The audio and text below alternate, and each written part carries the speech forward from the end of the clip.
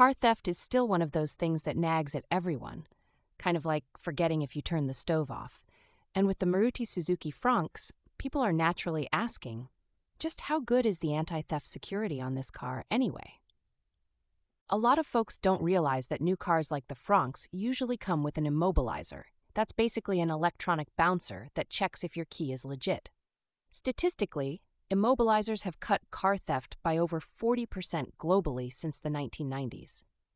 What's wild is that most thieves, given 20 seconds, will just move on if your car has any visible anti-theft features. The Fronx has a flashing security light when the engine's off, which acts like one of those beware of dog signs, even if the dog is actually your neighbor's 3-pound Yorkie. Pro tip, show off that blinking light. The double horn beep when you lock the Fronx is more than just satisfying feedback. It signals the immobilizer is armed. If you don't hear it, that's your cue to double-check if a door is ajar or the hatch isn't shut tight. Human error is the #1 reason anti-theft systems fail. But this is where pain creeps in. About 35% of Fronx owners don't bother setting up the lock and armed confirmation, or they ignore it. There's an option in the infotainment system to customize what gets flashed or beeped.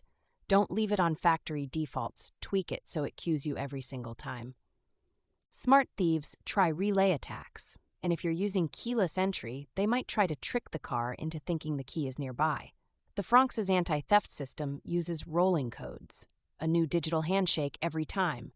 Crack that, you'd have an easier time winning the lottery.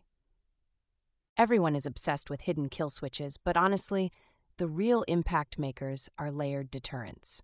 Factory sensors plus a steering lock bar, that combo? Studies say it drops theft odds by another 50%. So get yourself that ugly yellow bar, it still works.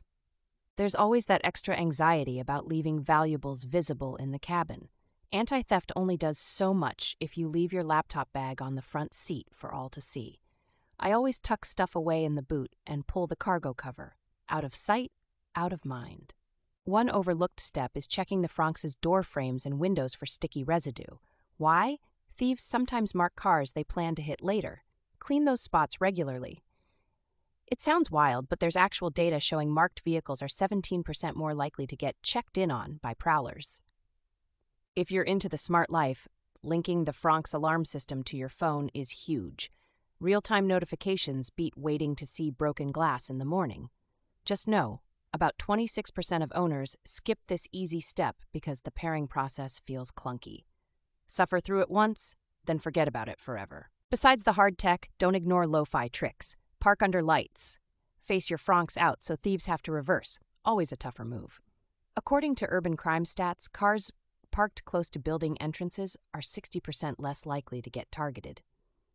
Maintenance matters. That blinking light, the horn, and the locks all need battery power and working sensors. Every 6 months, make a little checklist for your anti-theft setup.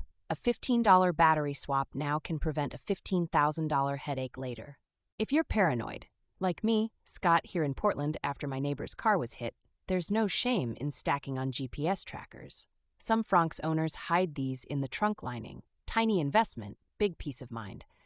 It's all about stacking tiny odds in your favor until your ride is statistically invisible to everyone but you.